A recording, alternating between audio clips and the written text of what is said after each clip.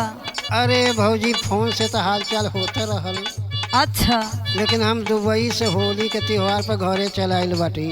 अच्छा अच्छा, तो एक हमार अरज बा आपसे, बोला। आवा करे जा रंगवाइले तू सड़िया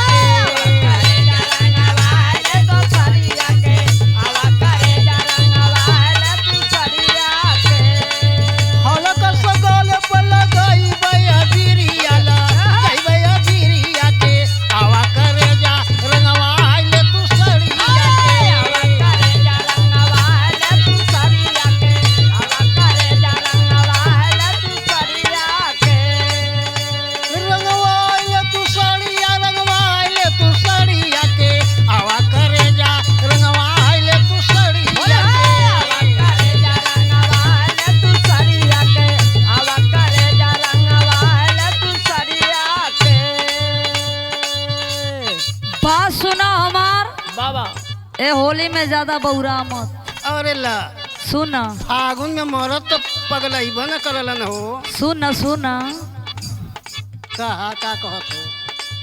चाटी के राजा मजा लेला होठा लिया के,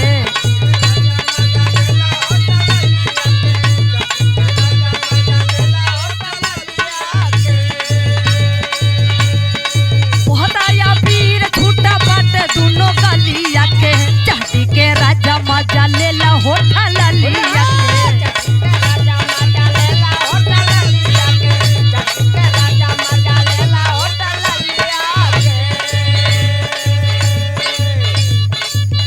मोर भौजी का हो देवर बबुआ?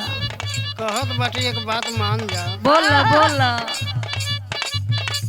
एक कमलेश भैया जवन न खरावा है। हाँ बुढ़वा देवर हो।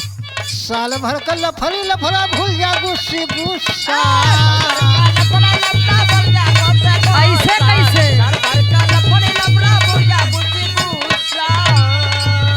एक बात और याद कला। बोला बोला। हम तोहरे में घुस तू हमरे में घुस।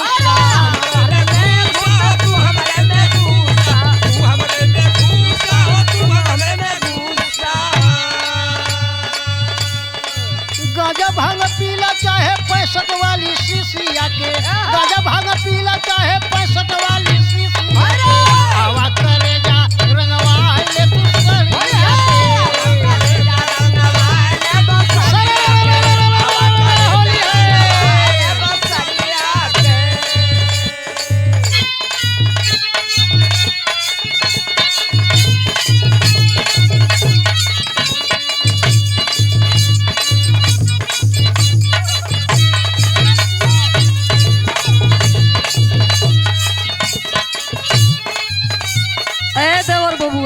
हो काम। देखो तानी कि बड़ा छटका ताड़ा होली में।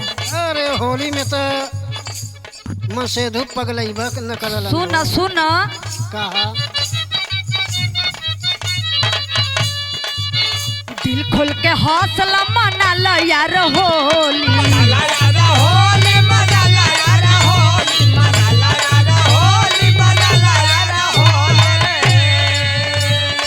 और सुना, साया साड़ी रंगा चाहे रंगा हमर चोली,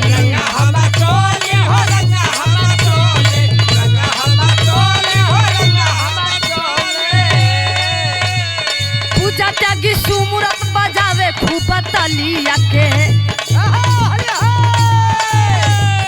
पूजा त्यागी सुमुरत बजावे खूब तलिया के, चाटी के राजा मजा लेला होठा लिया के।